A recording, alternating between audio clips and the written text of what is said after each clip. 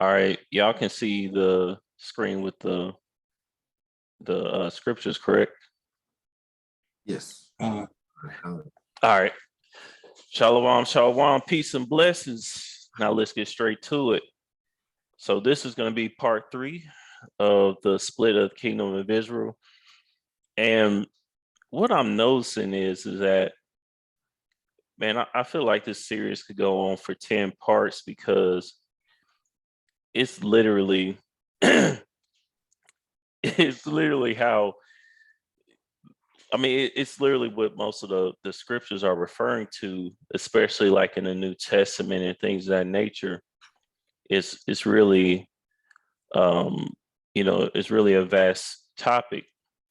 One example, me and a brother were talking earlier, and he brought up Luke chapter 15, what they call the prodigal son.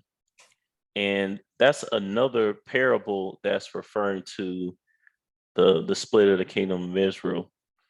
And I actually thought that would be dope to do its own lesson on that full chapter. I wanted to add it on this one, but just going through it another time, I was like, man, this could be its whole own lesson. But needless to say, that's just my beginning thoughts here in this introduction. I'm like, man, this is so much on this topic. But let's get into it though. We're gonna get a chapter here, Sirach chapter 47, or Ecclesiasticus and Apocrypha, just to give us just to catch us up on what we've went over on the first 2 lessons, because this chapter is going to kind of break down from David to King Solomon. It's going to cover a lot of things that we've covered thus far. So I thought this would be a good chapter to kind of rewind on what we've covered. So let's get started right here at verse 1 and read on through. Good. It's the book of Sirach, chapter 47, and verse 1. And after him rose up Nathan to prophesy in the time of David. Okay, Nathan was the prophet for King David. Keep going. As is the fat taken away from the peace offering, so was David chosen out of the children of Israel. You see, David is always, shown to have favor from the Most High. As fat taken away from the peace offering, so was David chosen out of the children of Israel. All right, he was special. Keep going. Verse 3, he played with lions as with kids, and with bears as with lambs. He was a mighty warrior. All right, so a lion, a kid or a baby goat was like a lion to him, and a lamb was like a bear. Keep going. Slew he not a giant? Is it a giant? Giant. Giant. Slew he not a giant when he was yet but young, and he did not take away reproach from the people when he lifted up his hand with the stone in the sling and beat down the boasting of Goliath. 2 things here. So when you see something like this in the Apocrypha, it's because this is what's called Old English. This is a 1611 version of the Bible, meaning that it was, as you see here, view original 1611 Bible scan. This actually would be, even more of Old English here. But that's why you see words like that. Like, look here. You see the S is a F right there. So Old English had different rules than what we go by today in the current English that we use. That's why you see that. So sometimes it could be hard to read there. Or like young here, missing a U. But that's just for reader notes there, just so y'all would know. Anyway, though, back to this verse. We all know about David and Goliath. They talk about that in the church a lot. So we just need to know that this isn't some Goliath, wasn't some type of one-eyed monster or something like that. It was a man, okay, albeit a very tall man, but a mortal man nonetheless. Keep going. Verse 5, for he called upon the Most High Lord, and he gave him strength in his right hand to slay that mighty warrior and set upon the horn of his people. All right. So again, he had favor with the Most High. And why? You know, because he kept the Most High's statutes, laws, and commandments. He didn't pick David just for no reason. He knew, what he was going to do. All right. And a horn is another word for, or it's used for leadership. A lot of times you see the horn of his people. That will be a king or a leader. All right. Keep going. Verse 6, so the people honored him with 10,000 and praised him in the blessing of the Lord, in that he gave him a crown of glory. All right. So let's skip down a little bit here. All right, let's go to verse 10. Verse 10, he beautified their feasts and set in order the solemn times until the end, that they might praise his holy name, and that the temple might sound from morning. Okay, keep going. The Lord took away his sins and exalted his horn forever. He gave him a covenant of kings and a throne of glory in Israel. All right, exalted his horn of leadership forever through Yahushua, since he is also of the tribe of Judah. All right, Christ is going to be the only king that's going to, he's going to rule forever, literally speaking.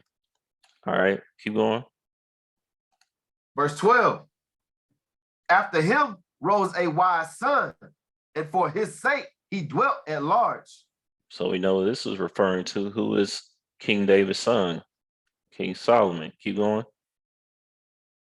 Verse 13, Solomon reigned in a peaceable time and was honored, for God made all quiet round about him, that he might build an house in his name and prepare his sanctuary forever. So David was constantly in battles, and Solomon reigned in a peaceful time. David went through all of those battles just so, I don't mean this in a literal sense, but him going through all those battles made way for Solomon to rule in a peaceable time. All right. Solomon would have been in peace his entire life, if he didn't go off. But we know what happened. All right. Now we're going to get to the point here. Let's start at verse 18. Verse 18, by the name of the Lord God, which is called the Lord God of Israel, thou didst gather gold as tin, and didst multiply silver as lead. Yeah, he was very wealthy, just as much as he was wise. Keep going. Thou didst bow thy loins unto women, and bow thy body that was brought into subjection. Okay, keep going. Verse 20, thou didst stain thy honor and polluted thy seed, so that thou broughtest wrath upon thy children, and was grieved for thy folly. Okay, he polluted thy seed. So again, this is very important to understand, because when you read the book of Kings, and First and Second Kings, in First and Second Chronicles, you'll understand why you had those wicked kings. Okay, even though he was responsible for the southern kingdom, and that's what this means by pollute thy seed. We know that the northern kingdom as well, through Jeroboam, was also wicked. All right, through his transgression. So he polluted their seed as well. Again, it's vital to understand that. And that's why we're going through it again. Now get verse 21. That's what I really wanted. Verse 21. So the kingdom was divided, and out of Ephraim ruled a rebellious kingdom. The kingdom was divided, okay, between Jews and Gentiles. Okay. This is what we read about in the quote unquote New Testament, this kingdom being divided between the northern and southern kingdom. All right, they used to be under one umbrella with the tabernacle of David. Out of Ephraim ruled a rebellious kingdom because they went off the worst. All right, and they went off first. But as we're going to read, because this lesson is about what was the result of the split of the kingdom.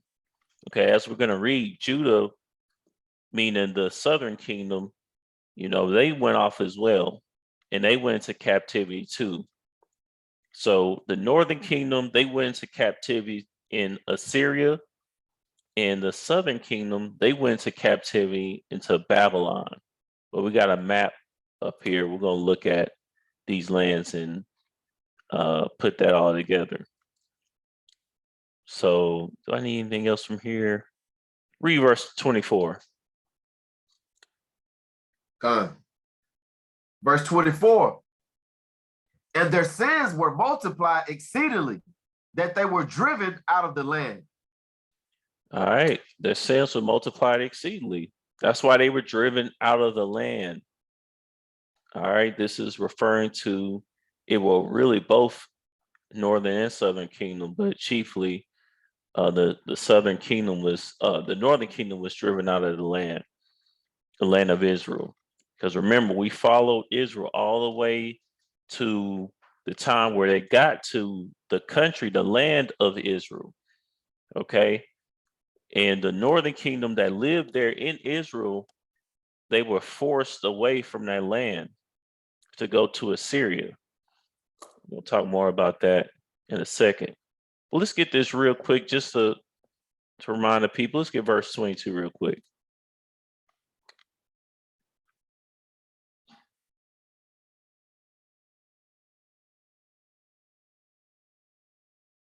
My bad, I was muted. You said 22, right?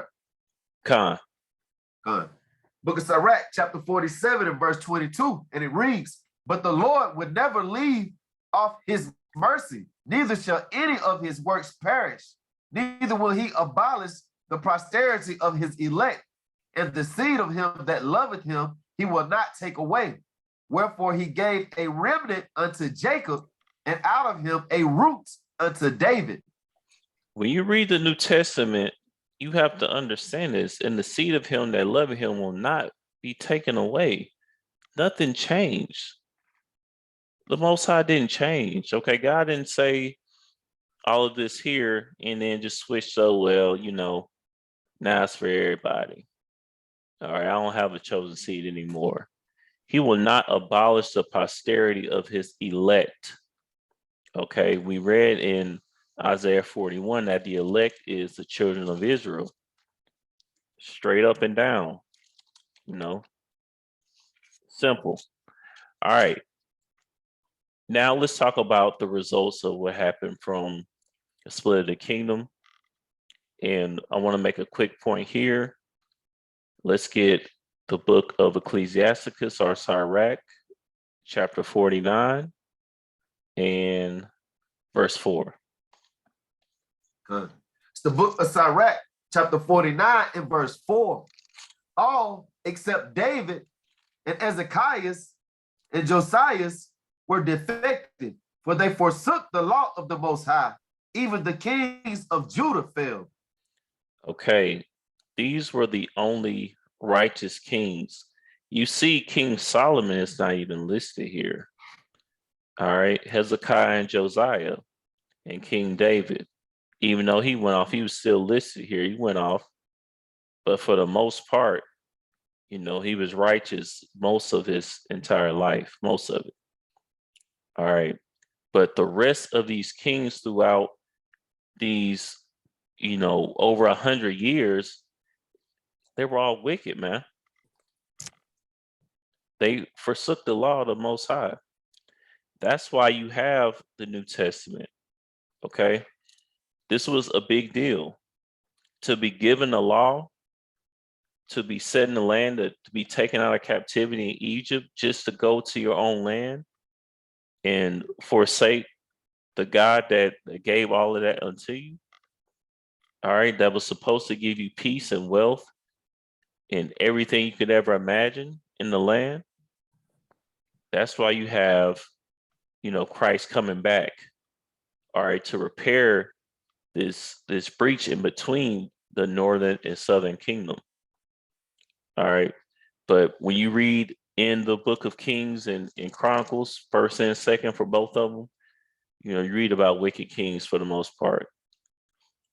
Now you had you had more kings than this that was righteous for a certain period of time.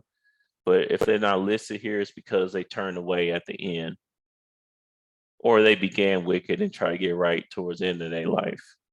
But these are the only three kings, Hezekiah, Josiah, and David, that were righteous. Now, again, we're talking about what happened from the split. So we're going to get what happened to Judah, because we talked about the northern kingdom a lot. What happened with them. Now, if you hear some of the background, by the way, we got a brother working on our sync, so bear with me. But let's talk about the southern kingdom and what happened with them. So let's get 2 Chronicles chapter 36 and verse 10.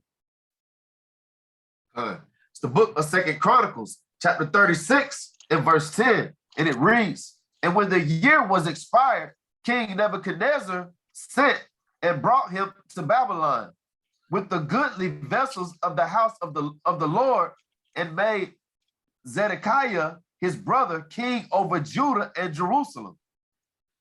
Now, what do you notice here? It says that Nebuchadnezzar made Zedekiah his brother king over Judah and Jerusalem. How you got a king making a king over Judah and Jerusalem? This is what we talked about last time as well, where you have what's called a vassal leader or a vassal king. He's really under control of King Nebuchadnezzar, but he's made king over these people to do the biddings of the king that he's under. This is still practiced today. We see a lot of our people that we think are over us, or the leaders of our people, they really under Nebuchadnezzar. Of course, not literally Nebuchadnezzar, but those that are in rulership today. All right. So that's where you get controlled opposition from. That's what that means. Okay. You're being controlled. So you're doing the biddings of another king or someone in rulership. And it's normally not, I don't want you to think president here, because a president is more like this king that's doing the biddings. There's people over him. Okay. So anyways. Oh, by the way, I just grabbed this real quick for the brothers that seen The Matrix. It was just funny seeing how they named this hovercraft here in the movie The Matrix Nebuchadnezzar. And why they do that? Because Nebuchadnezzar ruled over the children of Israel, and they love him for that. That's why they call Alexander the Greek. That's why they call him Alexander the Great, because he conquered over Aboriginal people. And I think right here, did they say? Look at this. The great king of Babylon, who captured Jerusalem and carried Judah captive. Why you got to be the great king? Because he ruled over our people, and they proud of it. That's why they exalt these people. They want to act like King David was only good for, beating Goliath, and that's the only thing that he did. And with King Solomon, they only talk about his, downfall with women for the most part. But Nebuchadnezzar, he's a great king, but he ruled over people and took them captive and murdered people and all type of stuff. But anyway, that was just a quick aside. All right, so let's finish getting what happened to the southern kingdom. All right, we can go to verse 11 now. Verse 11, Zedekiah was 120 years old when he began to reign, and reigned 11 years in Jerusalem. Keep going. And he did that which was evil in the sight of the Lord his God, and humbled not himself before Jeremiah, the prophet, speaking from the mouth of the Lord. The prophets speak. The prophets are the mouth of the Lord. All right. And we see Jeremiah was the prophet around this time. So you have to remember that when you're reading the book of Isaiah, the book of Jeremiah, or the different prophets, they lived at different times. So, and the Bible is not in one chronological order. All right. Like the book of Ezra is before the book of Isaiah, but the book of Ezra, that time period was after the Babylonian captivity, which was after the time that Isaiah lived, just for one example of many. But keep going. Good. Verse 13, and he also rebelled against King Nebuchadnezzar, who had made him swear by God, but he stiffened his neck and hardened his heart from turning unto the Lord God of Israel. Okay, let's get straight. Let's just get straight to the point here. All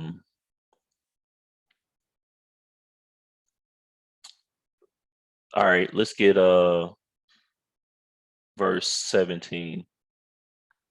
It's the book of 2 Chronicles, chapter 36 and verse 17. Therefore he brought upon them the king of the Chaldees, who slew their young men with the sword in the house of their sanctuary, and had no compassion upon young man or maiden, old man or him that stooped for age. He gave them all unto his hand. Okay, well, he was a great king, slew the young men with the sword, but he's a great king. Keep going. Verse 18, and all the vessels of the house of God, great and small, and the treasures of the house of the Lord, and the treasures of the king and of his princes, all these he brought to Babylon. See, we were brought to Babylon, at least the southern kingdom. All right, carried away to a foreign land. Keep going. And they burnt the house of God, and break down the wall of Jerusalem, and burnt all the palaces thereof with fire, and destroyed all the goodly vessels thereof. So this is an awful thing taking place. This is the children of God, all right, having their temple burnt. They breaking down the walls. They destroying everything. Nebuchadnezzar is burning all the palaces thereof with fire, all the goodly vessels thereof being destroyed. All right, this is an abomination. Our people were never supposed to go through this. But why did it happen? Because we turned our back on the Most High. You see, we always get the worst punishment for not keeping the commandments. And what does this sound like? You got to think about it. What does this sound like that happened to our people? We know, some years back. Slavery, being taken out of a land that you in to a foreign land and being broken down, having your houses destroyed with fire. All right, it's just history repeating itself. All right. And we'll get verse 20 as well. Verse 20, and them that had escaped from the sword carried he away to Babylon, where they were servants to him and his sons until the reign of the kingdom of Persia. Okay, so they were carried away to Babylon. Now let's see. I think I got one of these. This is a Syrian map. And then we got captivity Judah here. So here's Jerusalem. Here's the Holy Land right here. And as you see, Israel, 10 northern tribes carried away to Assyria. So this is not something light here. One way to think about it is imagine being here where we are in America, and then you being forced, somebody destroy your home, burn everything up, probably kill one of your kids or some nasty mess like that, and then take you over to the Netherlands or something, over there in Europe. Just take you away from where you're from and what you used to a foreign land. Now you got whole different customs. You got a different language to deal with. You got a bunch of people that's not your people. All right. And then you forced to do things that they do over there. So this is not a light thing happening right now. All right. And the same thing happened with Judah. That's what we just read about. We reading about the captivity of Judah. All right, which was a 70-year captivity that the prophet Jeremiah prophesied for before this even happened. He prophesied that it'd be exactly 70 years. But here's where the southern kingdom were, and they were brought over here to Babylon. All right. Again, nothing light that's happening right now. And what I really wanted to go into too is that this is important to understand because this is where the Pharisees even came in from. So let's just get that. I'm gonna skip to it because I was gonna get into that a little bit later, but let's just jump into it since I mentioned it. All right, so this is the Blue Letter Bible here, the definition, Strong's G5 330 for Pharisees. Let's see what they talking about.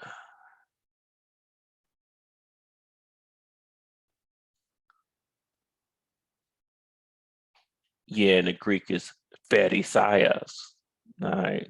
So, no, I'm just playing. But so the definition here, it says, will you bring that out, brother?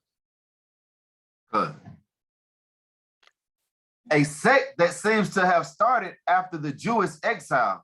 Okay, the Jewish exile. What is this referring to? What we were just looking at. Not there, right here. This is the exile being mentioned. Okay, again, remember, you're going into a new land where people got their own customs and rituals and things like that. Naturally, if you're not careful, you're going to do the same thing that the people around you are doing. Just like people in similar countries talk, not even same country, in same towns, in same areas. Why do people in the South all talk similar? Why do people in the West talk similar? In the North, in the East, here in America, or over there in Britain, they all have that same little accent and dialect because that's just human nature to, do things similarly than the people around you. So the Pharisees were a sect of people that took on Babylonian customs and try to bring them back to the land. So that's why Yahweh Shah was on them. The narrative at church is that he was on the Pharisees because they were trying to keep the law. That's not the case.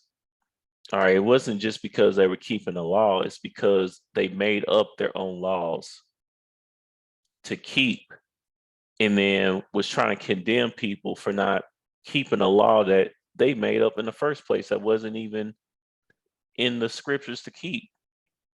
That's why, not because, they were keeping a dietary law. That's what they try to teach you at church, like the Pharisees were quote unquote too strict. Let's get John chapter 8 and verse 17. It's the book of John, chapter 8 and verse 17. it is also written in your law that the testimony of two men is true. Now, what do you notice here in this verse 17 of John chapter 8? It says, it is also written in your law. The Pharisees were Jews, okay? Because remember here, this is the captivity of Judah, and Jew is short for Judah, but of course it could be referring to the tribe of Benjamin as well, even Levi. So just Southern Kingdom mostly. But the Pharisees were, for the most part, of the Southern Kingdom. Okay, so they were Jews as well, what we see in the Bible called as a Jew. And so was Christ as well, because we know it's evident that our Lord sprang forth from the tribe of Judah. So why does it say your law then? If they're all of the same people and they have the same law? Because they had their own written laws. If you know anything about the quote unquote Caucasian Jews or Jewish, you know, what they call themselves, they have a whole different book called the Talmud. Let's pull it up real quick. The Talmud. You know, they want to tell us that they God's chosen people, but they got to have this. Why you got a whole separate book? The scripture should be enough for you. The Most High never commanded us to go get a Talmud with this quote unquote Star of David on this, start studying the precepts out the Talmud. All right, it was our people that made this. They just adopted this. But it was our people going off that made their own doctrine up. And this is what they practice today. In this original Talmud, it's a lot of stuff that's permitted. You literally can kill, you literally can commit pedophilia, bestiality, all of that. No joke. It's in the Talmud. Let me see, do I have it pulled up? Yeah. Let's see if I can put this on the screen.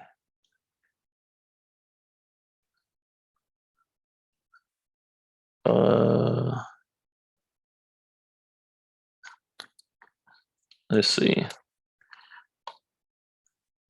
Jews may rob and kill non-Jews. Again, this is all in the Talmud. The truth about the Talmud, Talmudic doctrine. Non-Jews are human. Let's get to some of the other stuff.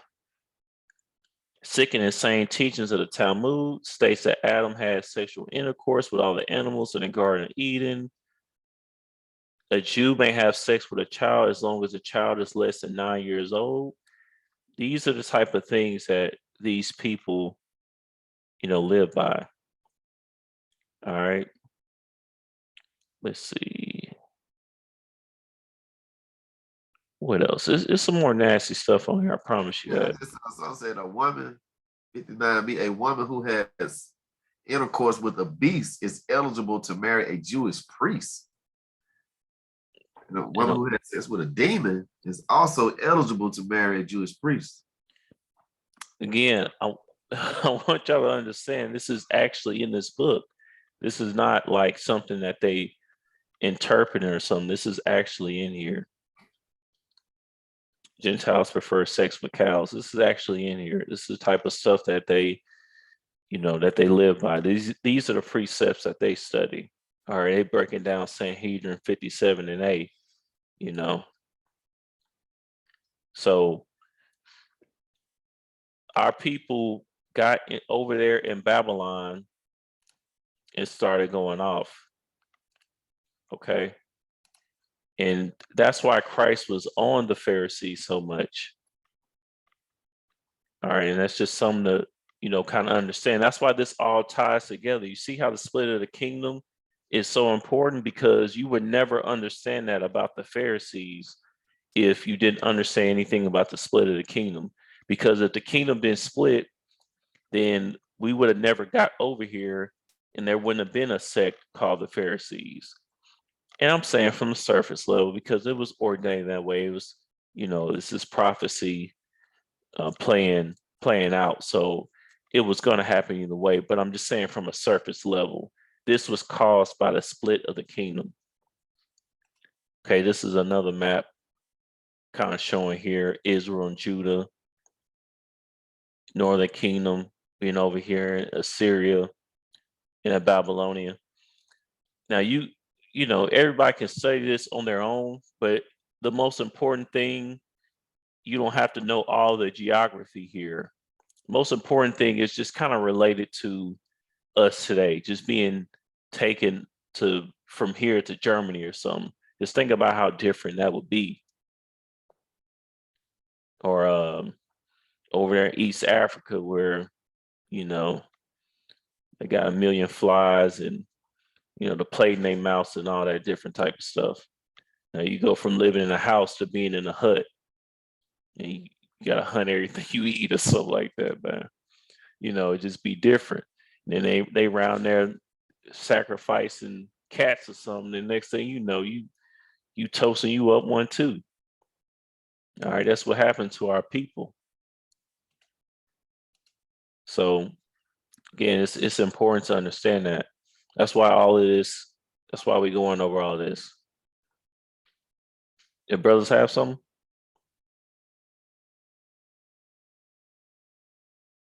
No, okay, Con. All right, let's get Jeremiah chapter 7 and verse 12. It's the book of Jeremiah, chapter 7 and verse 12. But go ye now unto my place, which is in Shiloh, where I set my name at the first, and see what I did to it for the wickedness of my people, Israel. So we see the word Shiloh here. Brothers are probably familiar with this from Genesis, the 49th chapter. Shiloh was in the northern kingdom. We'll get more on that in a second. Keep going. And now, because ye have done all these works, saith the Lord, and I spake unto you, rising up early and speaking, but ye heard not. And I called you, but ye answered not. When the Most High called us through the prophets, we didn't listen. All right. He warned us what will happen if we didn't stop going out, but we heard not and answered not, meaning we didn't do what he told us to do. Okay, keep going. Verse 14. Therefore, I will do unto this house, which is called by my name, wherein ye trust, and unto the place which I gave to you and to your fathers, as I have done to Shiloh. So as I have done to the northern kingdom, I'm going to do to Judah. That's why we're reading this. This is showing the prophecy of Judah going into captivity as well. So that affected all of our people. All right, keep going. Verse 15. And I will cast you out of my sight, as I have cast out all your brethren, even the whole seed of Ephraim. All right. So this is, geared towards the southern kingdom right now. I will cast out you just like I did with the whole seed of Ephraim. And remember, Ephraim, when you see Ephraim, that's normally, well, not normally, but it could either be referring to the one tribe of Ephraim, which came from Joseph, or it could be referring to the entire northern kingdom. So right here in this context, even the whole seed of Ephraim is referring to the whole seed of the northern kingdom. All right. So let's see. I want to get another verse out here. That was pretty much the point there, that Judah went into captivity too. And again, just from the standpoint of where the New Testament talks about, for example, the Jews and the Gentiles, this is why you had our people being referred to as Gentiles. They were in a whole different land, taking on completely different customs, but they didn't just stay here in Assyria. We were everywhere. speaking of being everywhere, let's talk about that. One of the ramifications of the split of the kingdom was the prophecy of Israel being scattered amongst the nations. Okay, so let's get the book of Baruch, chapter 3, and let's start at verse 7. It's the book of Baruch, chapter 3, and verse 7. And for this cause thou hast put thy fear in our hearts, to the intent that we should call upon thy name and praise thee in our captivity. For we have called to mind all the iniquity of our forefathers that sinned before thee. That's what we're doing right now. We call into mind all the iniquity of our forefathers that have sinned before thee. So we don't do the same thing, and that we can help our people come out of that sin as well. All right. And we're praising the Most High in our captivity. So as you see, it's nothing but history repeating itself. All right. And the church doctrine that they push about the scriptures, I mean, nothing that they talk about will even relate to you today. That's why you kind of separate yourself from what you think is going on in the Bible to what's going on with you today. I remember not feeling any connection at all. I'm like, how does this even relate to me? Where's slavery at? Where are people going to slavery? Is that even in the Bible? Or why did we go into slavery? Or the struggles that we're going through today? But it's an intense, deep connection between the scriptures and our lives today. All right, it's all connected. Keep going. Verse 8, behold, we are yet this day in our captivity, where thou hast scattered us for a reproach and a curse, and to be subject to payments, according to all the iniquities of our fathers, which departed from the Lord our God. According to all the iniquities of our fathers, which departed from the Lord our God. Did we not read about that? All right, about all the wicked kings and about, children of Israel being in captivity. That's what we've been talking about. All right, so this is, talking about us today. Because yet this day we are in our captivity and we have been scattered. You can find so-called Black people, anywhere in the world right now because we've been scattered. Where you have a lot of people, the vast majority of the people is in one place, and it's not too many of them in other places. Our people, we're the only people that's somewhere everywhere in every continent, every country. Bulk of us is here, of course, in America, but our people are everywhere. And again, this was a curse that was prophesied. Okay, so we got to know that. Let me get that curse first. Let's get Deuteronomy chapter 28 and verse 64. God, the book of Deuteronomy, chapter 28 and verse 64. And it reads, and the Lord shall scatter thee among all people from the one end of the earth even unto the other. And there thou shalt serve other gods, which neither thou nor thy fathers have known, even wood and stone. You see, remember, this curse applied only to the children of Israel. And why would this curse apply? Let's get verse 15. Verse 15. But it shall come to pass, if thou wilt not hearken unto the voice of the Lord thy God, to observe to do all his commandments and his statutes, which I command thee this day, that all these curses shall come upon thee and overtake thee. We read about being overtaken. All right. If you do not keep the statute, laws, and commandments that he commanded us to take, all right, don't ever let somebody tell you that the quote unquote law is done away with. Don't ever let them tell you that, because everything that went down in the Bible was because of either the statute, laws, and commandments being kept, or the statute, laws, and commandments being broken, all right, and not kept, not being hearkened unto. All right, that's why our people got in this situation right here, because of our wickedness. So how could the law be done away with then? Right? I mean, this whole chapter would be null and void. But all these curses overtook our people. Now back to the main point, we were scattered amongst all nations and still scattered today. Even wood and stone. All right. Wood, Christianity, stone, Islam. But we'll leave that breakdown for another day. Let's get Sirach in Isaiah, Jeremiah chapter 50, verse 17. It's the book of Jeremiah, chapter 50 and verse 17. Israel is a scattered sheep. The lions have driven him away.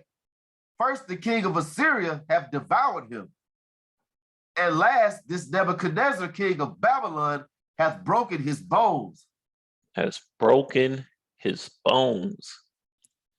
Israel's a scattered sheep. Israel's always been likened into a sheep.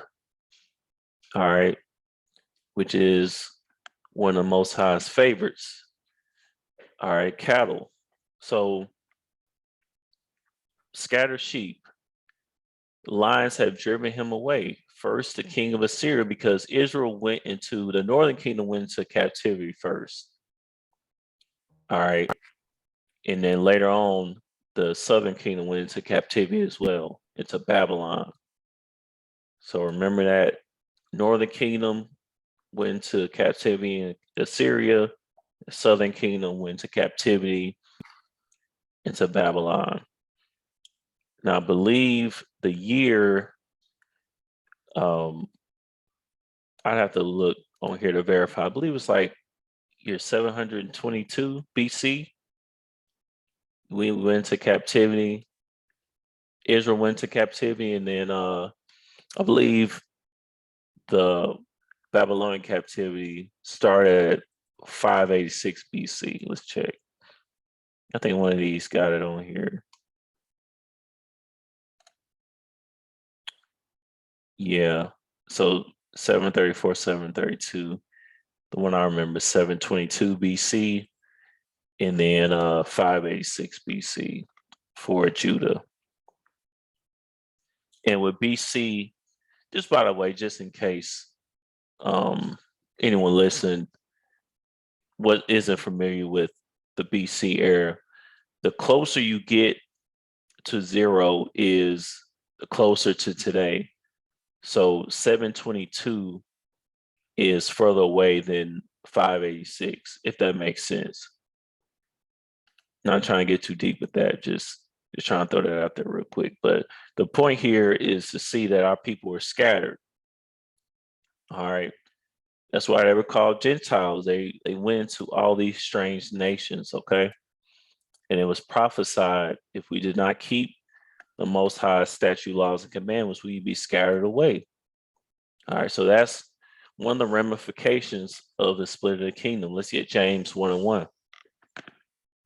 It's the book of James, chapter 1 and verse 1. James, a servant of the Most High and of the Lord Hamashiach Yahushua, to the 12 tribes which are scattered abroad, greetings. So isn't this book in the New Testament? And we still see Israel being referred to as scattered. That's scattered abroad. You see how all of this relates? The Old Testament and the New Testament are not two separate books where they're not connected. And now we can just disqualify the Old Testament and only talk about the New Testament. So like, Con. not just that one throughout this. Yeah. And Acts 2, verse 5.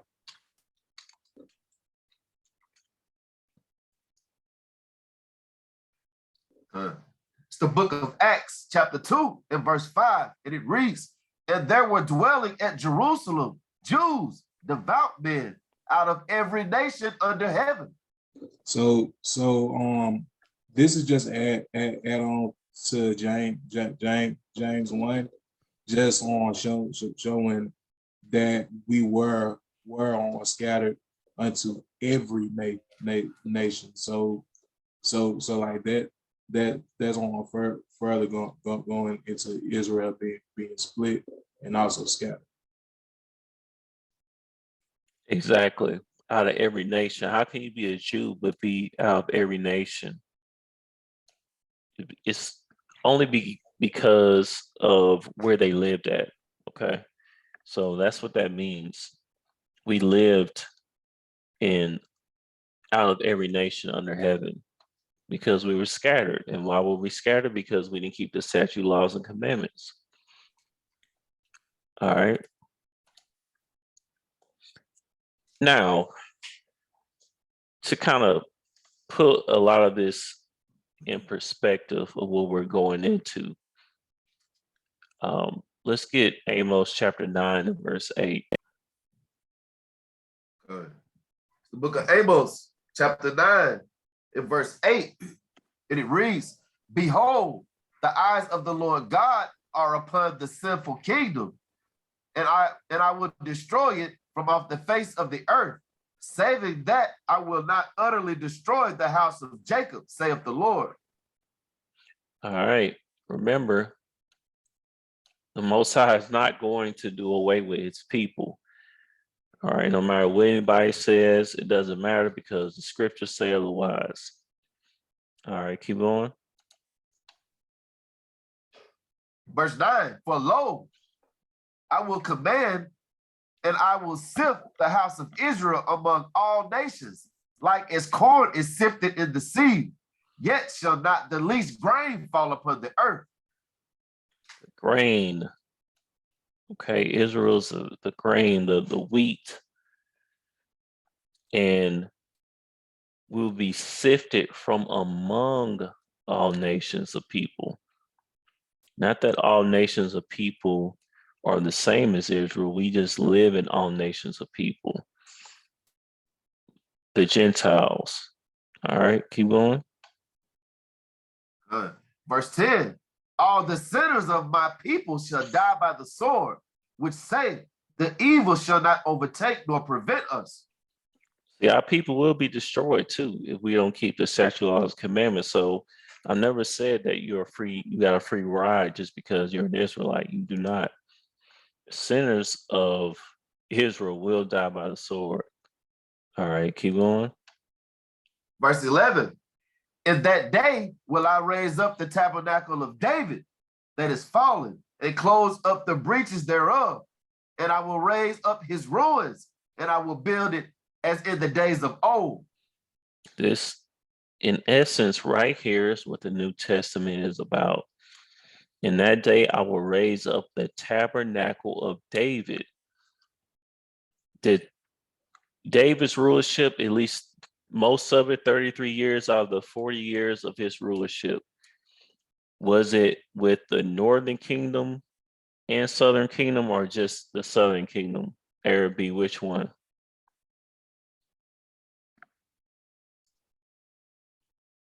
Anybody? It was David ruling. He ruled both kingdoms. He ruled both kingdoms. That's the tabernacle of David that is fallen. You see, over here in Amos, we still talking about the split of the kingdom. Okay? It's still relevant. The kingdom was divided. That's the house of David that's fallen. That's the same thing. To close up the breaches thereof, because again, they were beefing. That's just one way to put it so we can understand what's going on. They were beefing. Of the same people, the same stock, but they were not good, man.